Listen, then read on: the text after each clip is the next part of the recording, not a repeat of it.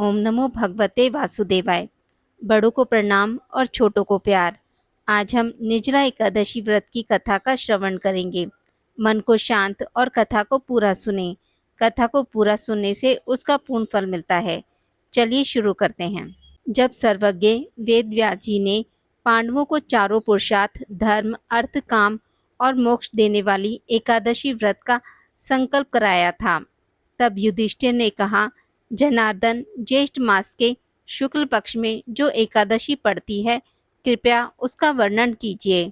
भगवान श्री कृष्ण ने कहा, हे राजन, इसका वर्णन परम धर्मात्मा सत्यवती नंदन व्यास जी करेंगे, क्योंकि ये संपूर्ण शास्त्रों के तत्वज्ञ और वेद वेदांगों के पारंगत विद्वान हैं। तब वेद व्यास जी कहने लगे, कृष्ण पक्ष और शुक्ल पक्ष दोनों पक्षों की एकादशी में अन्न खाना वर्जित है। द्वादशी के दिन स्नान करके पवित्र हो और फूलों से भगवान केशव की पूजा करें। फिर नित्य कर्म समाप्त होने के पश्चात पहले ब्राह्मणों को भोजन देकर अंत में स्वयं भोजन करें। यह सुनकर भीमसेन बोले, परम बुद्धिमान पितामह, मेरी उत्तम बात सुनिए। राजा युधिष्ठिर, माता कुंती, द्रौपदी, अर्जुन, नकुल और सहदेव ये एकादशी को कभी भोजन नहीं करते तथा मुझसे भी हमेशा यही कहते हैं कि भीमसेन, एकादशी को तुम भी ना खाया करो।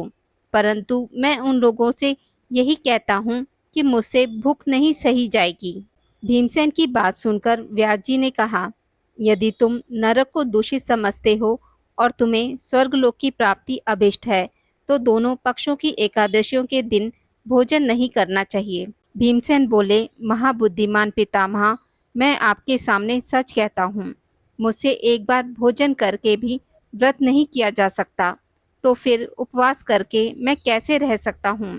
मेरे उदर में वृक नामक अग्नि सदा प्रज्वलित रहती है, अतः जब मैं बहुत अधिक खाता हूँ तभी यह शांत होती है। इसलिए महामुनि, मैं पूरे वर्ष भर में केवल एक ही उपवास कर सकता हूँ, जिससे स्वर्ग की प्राप्ति सुलभ हो तथा जिसके करने से मैं कल्याण का भागी हो सकूं। ऐसा कोई एक व्रत निश्चय करके बताइए, मैं उसका यथोचित रूप से पालन करूंगा। व्यास जी ने कहा, भीम, ज्येष्ठ मास में सूर्य वृष राशि पर हो या मिथुन राशि पर, शुक्ल पक्ष में जो एकादशी हो, उसका यत्न पूर्वक निर्जला व्रत करो। केवल कुल्ला या आचमन करने के लिए मुख में जल डाल सकते हो। उसको छोड़कर किसी प्रकार का जल विद्वान पुरुष मुख में ना डाले, अन्यथा व्रत भंग हो जाता है। एकादशी को सूर्योदय से लेकर दूसरे दिन के सूर्योदय तक मनुष्य जल का त्याग करे तो यह व्रत पूर्ण होता है। तदंतर द्वादशी को प्रातः काल में स्नान करके ब्राह्मणों को विधि पूर्वक जल और स्वर्ण का दान करे। इस प्रकार सब कार्य पूरा करके जितेंद्रिय पुरुष ब्राह्मणों के साथ भोजन करे। वर्ष भर में जितनी एकादशियां होती हैं, उन सब का फल निर्जला एकादशी के पालन मात्र से मनुष्य प्राप्त कर लेता है। इसमें तनिक भी कोई संदेह नहीं है। शंख, चक्र और गदा धारण करने वाले भगवान केशव ने मुझसे कहा था कि यदि मानव सबको छोड़कर एकमात्र मेरी शरण में आ जाए और एकादशी को निराहार रहे, तो वह सब पापों से छूट जाता है। एकादशी व्रत करने वाले पुरुष के पास विशालकाय, विकराल आकृति और काले रंग वाले दंड पाशधारी भयंकर यमदूत नहीं जाते। अंतकाल में पीताम्बरधारी सौम्य स्वभाव वाले, हाथ में सुदर्शन धारण करने वाले और मन के समान वेगशाली विष्णुदूत आखिर इस वैष्णव पुरुष को भगवान विष्णु के धाम ले जाते हैं। अतः निर्जला एकादशी को पूर्ण यत्न करके उपवास और श्री हरि का पूजन करो। अतः निर्जला एकादशी को पूर्ण यत्न करके उपवास और श्री हरि का पूजन करो। स्त्री हो या पुरुष, यदि उसने मेरु पर्वत के बराबर भी महान पाप किया हो, तो वह सब इस एकादशी व्रत के प्रभाव से भस्म हो जाता है। जो मनुष्य इस दिन जल के नियम का पालन करता है, वह पुण्य का भागी होता है। उसे एक एक प्रहर में कोटि कोटि स्वर्ण मुद्रा दान करने का फल प्राप्त होता सुना गया है। मनुष्य निर्जला एकादशी के दिन स्नान, दान, जप, होम आदि जो कुछ भी करता है, वह सब अक्षय होता है। यह भगवान श्री कृष्ण का कथन है। निर्जला एकादशी को विधि पूर्वक उत्तम रीति से उपवास करके मानव वैष्णव पद को प्राप्त कर लेता है। जो मनुष्य एकादशी के दिन अन्न खाता है वह पाप का भोजन करता है। इस लोक में वह चंडाल के समान है और मरने पर दुर्गति को प्राप्त होता है। जो ज्येष्ठ के शुक्ल पक्ष में एकादशी को उपवास करके दान करेंगे वे परम पद को प्राप्त होंगे। जिन्होंने एकादशी को उपवास किया है वे ब्रह्म हत्यारे, शराबी, चोर तथा गुरुद्रोही होने पर भी सब पातकों से मुक्त हो जाते हैं।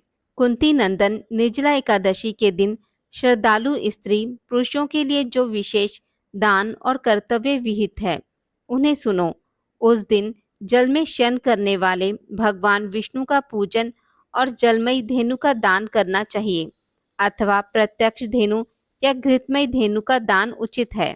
पर्याप्त दक्षिणा और भांति भांति के मिष्ठानों द्वारा यत्न पूर्वक ब्राह्मणों को संतुष्ट करना चाहिए। ऐसा करने से ब्राह्मण अवश्य संतुष्ट होते हैं और उनके संतुष्ट होने पर श्री हरि मोक्ष प्रदान करते हैं। जिन्होंने शम, दम और दान में प्रवृत्त हो श्री हरि की पूजा और रात्रि में जागरण करते हुए इस निर्जला एकादशी का व्रत किया है, उन्होंने अपने साथ ही बीती हुई 100 पीढ़ियों को और आने वाली 100 पीढ़ियों को भगवान वासुदेव के परम धाम में पहुंचा दिया है। निर्जला एकादशी के दिन अन्न, वस्त्र, गौ, जल, शैया, सुंदर आसन, कमंडलू तथा छाता दान करने चाहिए। जो श्रेष्ठ तथा सुपात्र ब्राह्मण को जूता दान करता है वह सोने के विमान में बैठकर स्वर्गलोक में प्रतिष्ठित होता है। जो इस एकादशी की महिमा को भक्ति पूर्वक सुनता अथवा उसका वर्णन करता है वह स्वर्गलोक में जाता है। चतुर्दशी युक्त अमावस्या को सूर्य ग्रहण के समय श्राद्ध करके मनुष्य जिस फल को प्राप्त करता है वही फल इसके श्रवण से भी प्राप्त होता है।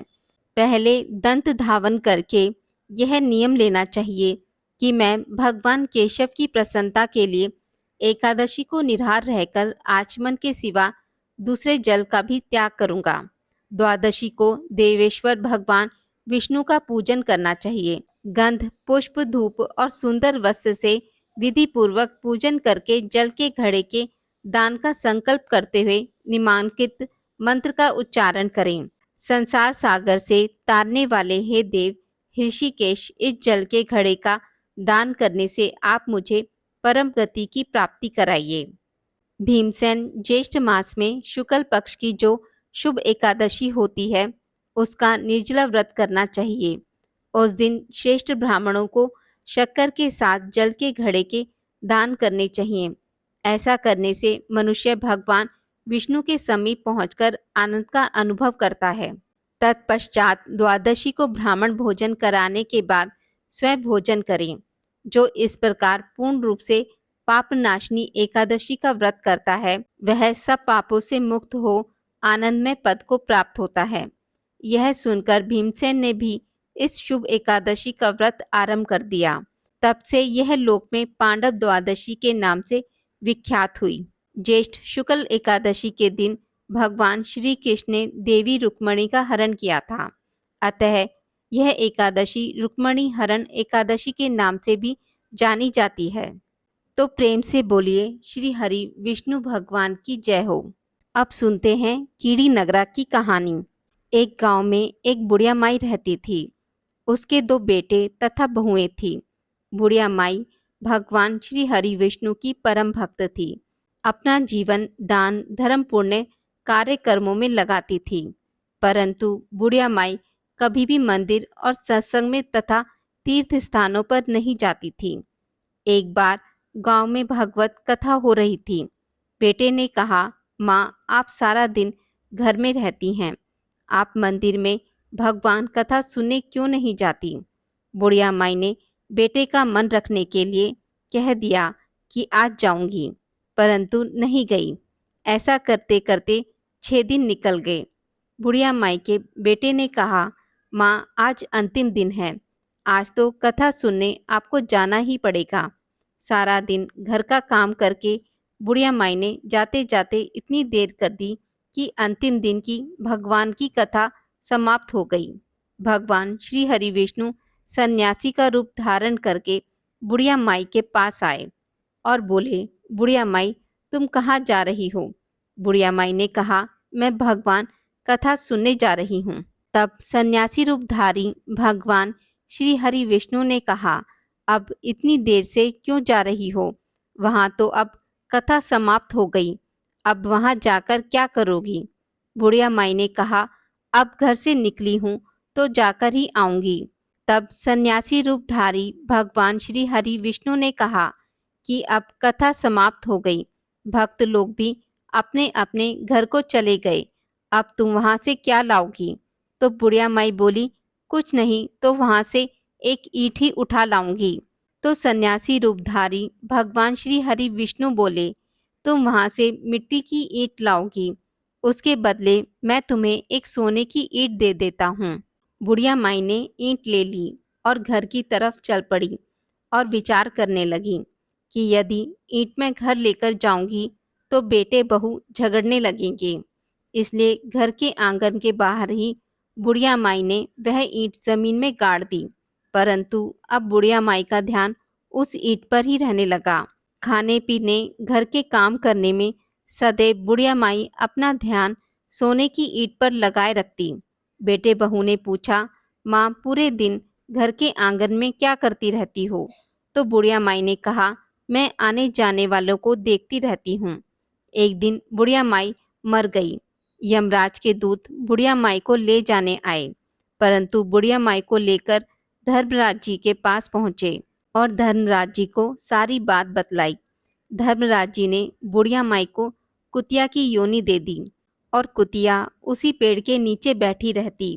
बुढ़िया माई की बहू ने कहा, इस कुतिया को यहाँ से भगाओ, नहीं तो यह बच्चों को काट जाएगी। तो उसके बेटे ने उसकी पीठ पर एक लकड़ी मारी और बुढ़िया माई मर गई और सर्प की योनि मिली। आंगन में सर्प को देखकर बेटे बहू ने किसी को काट नहीं जाए इस डर से मार दिया। फिर बुढ़िया माई मरकर धर्मराज जी के पास पहुंची। बुढ़िया माई कीड़ी का रूप धारण करके उस आंगन में कीड़ी नगरा बना लिया। आंगन में कीड़ी नगरा हो गया। बुढ़िया माई के घर वाले, बेटा बहू, पोते पोती वह बहुत परेशान हुए और अपना भोजन भी नहीं बना पा रहे थे। तब भगवान श्री हरि विष्णु सन्यासी का रूप धारण करके आए और बोले, कुछ खाने को दे दो। तब घर वालों ने कहा, महाराज, हमने खाने को कुछ भी नहीं बनाया क्योंकि हमारे घर में कीड़ी नगरा हो गया है, आप इसका कुछ उपाय बतलाइए। उसके बाद सन्यासी बने भगवान विष्णु ने ध्यान लगाया और उसके बाद उन्होंने बुढ़िया माई के बेटों को बुलाया और वहां से खोदने को कहा। वहां से खोदने पर एक एक करके 28 सोने की ईंटें निकली। सोने की ईंटों को सन्यासी बने भगवान विष्णु ने बुढ़िया माई के बेटों को दे दिया और कहा कि तुम्हारी माँ के नाम से दान पुण्य करना, धर्मशाला बनवाना, स्कूल बनवाना, प्याऊ लगवाना, गौशाला में गाय के चारे खाने की व्यवस्था करना। परंतु दोनों बेटे आपस में झगड़ने लगे कि तू दान कर, तू दान कर। किसी ने बुढ़िया माई के नाम से कोई दान नहीं किया और कीड़ी नगरा वहां उसी रूप में स्थापित रहा। तब कुछ दिन बाद सन्यासी बने भगवान विष्णु वहां वापस आए और बोले, कुछ खाने को दे दो। बुढ़िया माई के बेटे बाहर आए और बोले, महाराज, यह कीड़ी नगरा तो वैसा का वैसा ही है। तब साधु रूपधारी सन्यासी भगवान विष्णु ने कहा, वह सोने की ईंटों के टुकड़े लाओ और उन्हें बेचकर उनसे जो भी धन मिले उसे तुम्हारी माँ के नाम से दान पुण्य करो। इस कीड़ी नगरा पर शक्कर आटा डालो।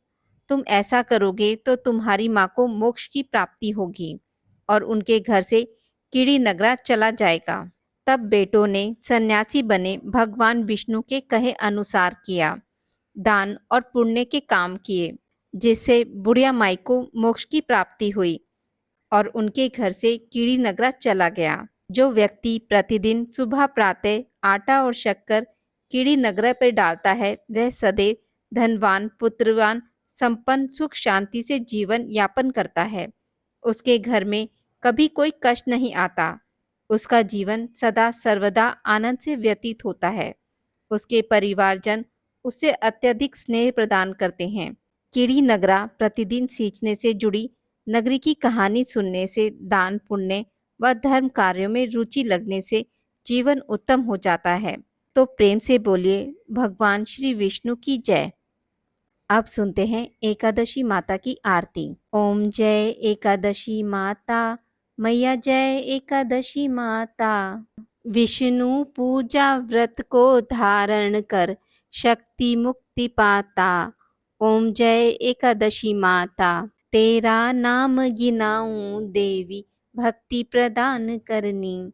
गण गौरव की देनी माता, शास्त्रों में वरनी।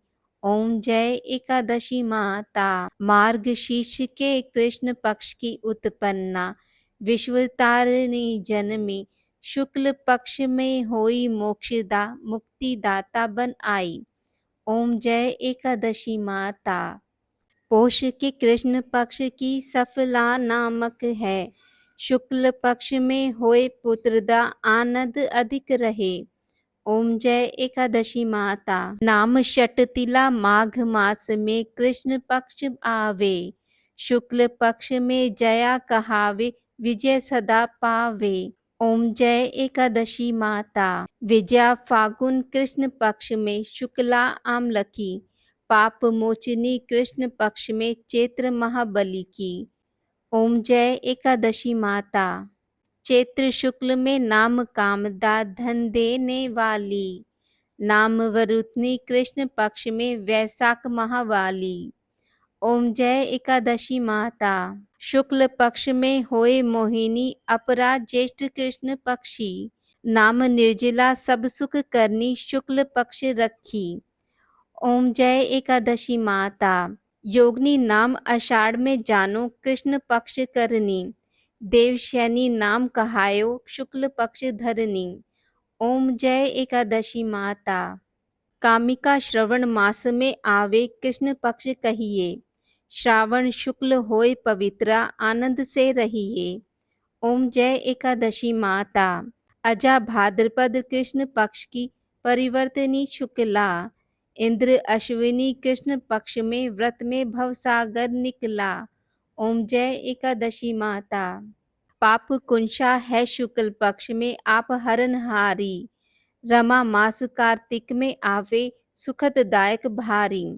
ओम जय एकादशी माता। देवयोथिनी शुक्ल पक्ष की दुख नाशक मैया। पावन मास में करो विनती, पार करो नैया। ओम जय एकादशी माता। परम कृष्ण में होती जन मंगल करनी। शुक्ल मास में होए पद्मिनी, दुख दरिद्र हरनी। ओम जय एकादशी माता।